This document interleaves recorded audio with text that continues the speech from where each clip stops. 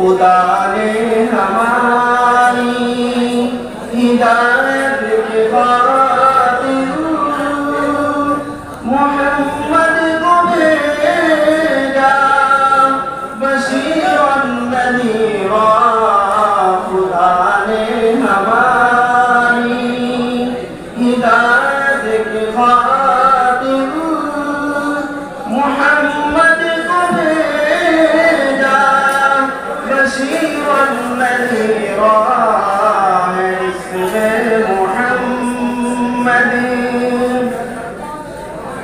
खुदा ने हमारी हिदायत के खातिर मोहम्मद को भेजा बशीरन नज़ीरा।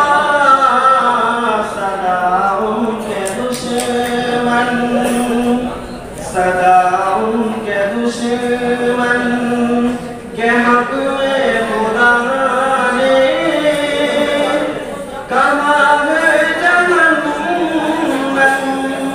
वसअत मसीरा।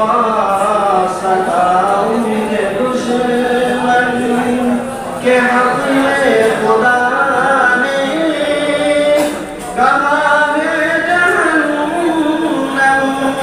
वसअत